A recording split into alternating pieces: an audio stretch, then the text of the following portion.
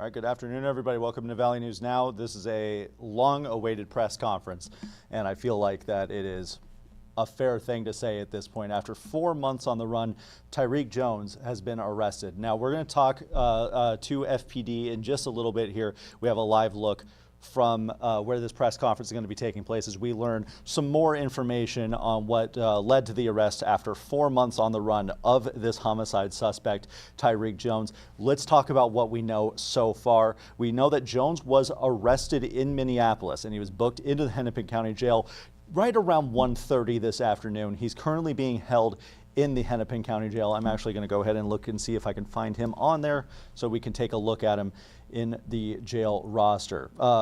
Fargo Police confirmed that Jones was arrested by the U.S. Marshal Service North Star Task Force that's based in Minneapolis, St. Paul. Jones has been on the run for 4 months to the date, actually, following the fatal shooting on August 3rd of 19-year-old Azim Holmes in downtown Fargo, outside of District 64. We're going to wait and see what new information we get from this press conference.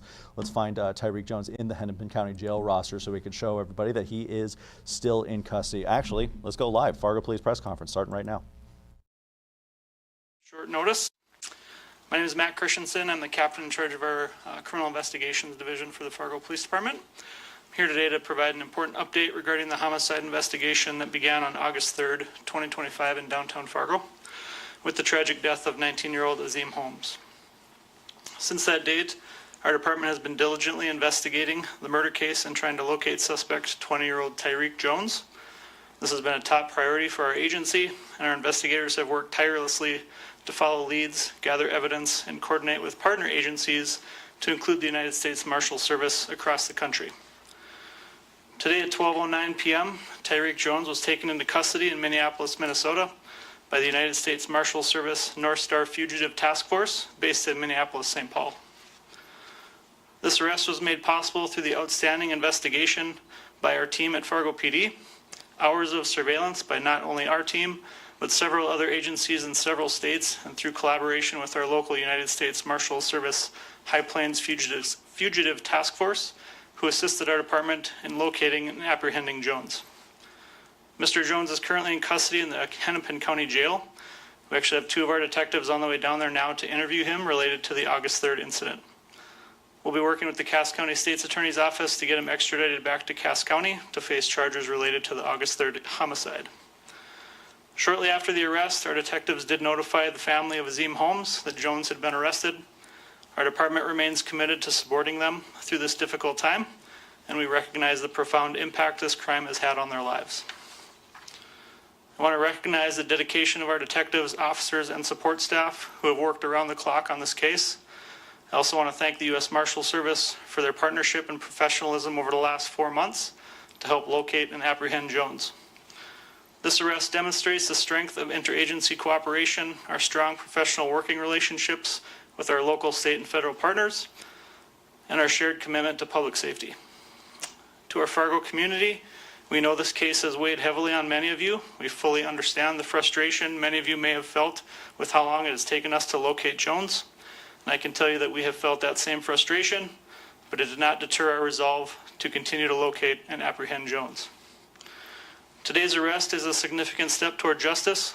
While the legal process will continue and Jones is presumed innocent until proven guilty, we hope this brings some measure of reassurance that we remain steadfast in our mission to protect and serve.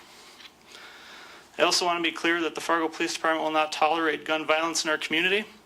Incidents like this are unacceptable, and we will continue to work tirelessly to prevent such acts, hold offenders accountable when they do occur, and keep Fargo safe. I cannot go into great detail on some of the investigative methods used to locate Jones, but I can say that he was located at a residence that recently came to our attention through the investigation. Surveillance was then conducted until we were able to confirm his presence there earlier this morning. Once we had that confirmation, a plan was developed to safely take him into custody, which was done with great efficiency and without incident by the United States Marshal Service North Star Task Force. We are continuing to investigate the circumstances which surround Jones' ability to avoid capture for the last 4 months, and will be analyzing what, if any, charges may be brought against individuals we can determine were assisting him in avoiding capture. At this time, the investigation remains active, and certain details cannot be released to protect the integrity of the case. Our investigators are continuing to conduct interviews, analyze evidence, and develop the case investigation to ensure we provide all the necessary information to the state's attorney for consideration of charges. We will provide updates as appropriate as the court process moves forward. I do want to thank our community for your patience, your trust, and your support of the Fargo Police Department. And with that, I'll not take any questions, but please understand I may not be able to, or I might be very limited on what I can share. Awesome. Thank you so much for holding this press conference today. My first question for you today, how long have you guys been tracking Jones in that Minneapolis area, and has Jones been connected to any other crimes that may have gave you guys any indication he was in that area over the last 4 months? So as far as the timeline, there's been several addresses, not only in Minnesota, North Dakota, but also down in Arizona that we've been trying to focus on. With help from our federal partners, some of our local partners in those areas as well. So the timeline for this particular address, like I said, this address came to our attention here relatively recently. And so that's kind of how that played out. And then you have to remind me what the second part of your question was. When was, Oh, the other crimes. Yeah, to my knowledge, there aren't any other crimes that he was associated with or anything that he had done down there that would have brought us to the attention. The address that we got for him to focus on came through the investigation. Was anybody else arrested at the same time as he was at that residence? Not that I'm aware of, no. Okay, and just one other question. You have said earlier in interviews with various outlets that some belief that his family may have been helping him. Is there any indication that this residence was affiliated with his family? I don't have that information at the moment, but that's definitely stuff that we're going to continue to look into, because obviously if somebody was helping him, we want to hold those people accountable as well. Thank you, Richard. What message do you have for the family of Azim Holmes now that, today is the 4-month mark since that August 3rd shooting happened? Yeah, like I said, just that we're here to support them. Any questions that they have or anything that we can do to help them through this process. Obviously, this has been a very large tragedy for their family as well as our community. And so our message to them is just like to our community is thank you for your patience, thank you for your support of our police department, and thanks for your understanding with how we tried to work through this as diligently as we could to try to bring Mr. Jones to justice. Captain, I know the duration of this investigation is pretty noteworthy, and I know you can't speak for the U.S. Marshals that actually took him into custody, but was there ever any doubt within the department that you would actually be able to get this done, or were you always confident that he would eventually be apprehended? We knew we would eventually get apprehended. Do you think the increased federal presence in the Twin Cities as of late helped in finding Jones and that address? So like I said, we were working with their task force down there that has always been there. I don't know that any of the recent things that have gone on in Minneapolis had anything to do with this investigation.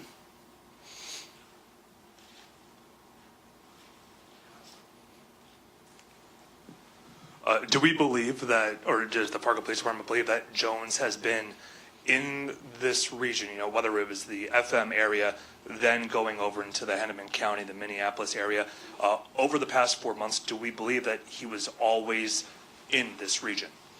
I can't speak to that. I don't have that knowledge. I know that, like I said, there's been several locations that we had through the investigation that we were trying to identify if he was there.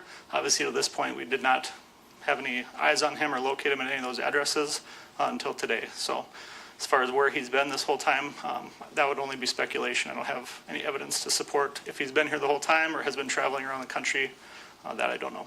I do have one follow-up too. Like you said, detectives are going down there right now to interview him. Does the Fargo Police Department plan on releasing any of that interview footage, when all is said and done, and trying to find a specific motive as to why this August 3rd shooting took place? Yeah, and that would all be through public records requests once we're able to release that stuff.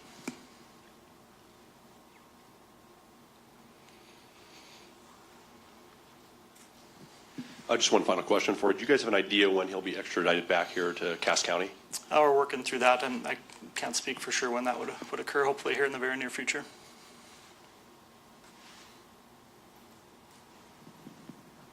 You might have said this, but I missed it. Did he go into custody peacefully, or was there a standoff? I know you Yeah, no, verify it was that- without incident. The only thing I can say is I think he tried to give a fake name when they dealt with him, but obviously they knew who he was, so.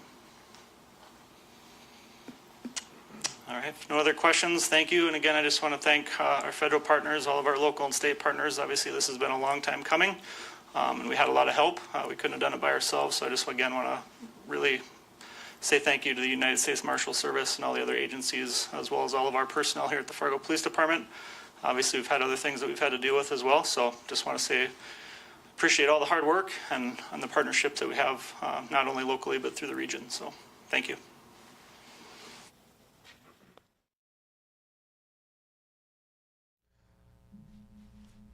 There we have it from Fargo Police. Like I said, a long-awaited press conference. You heard at the beginning them just saying how top of a priority this has been for their department as a whole. A long time coming, the arrest of Tyrque Jones after 4 months on the run, the homicide suspect in this fatal shooting of 19-year-old Azim Holmes. Let's run through what we learned in that press conference real fast.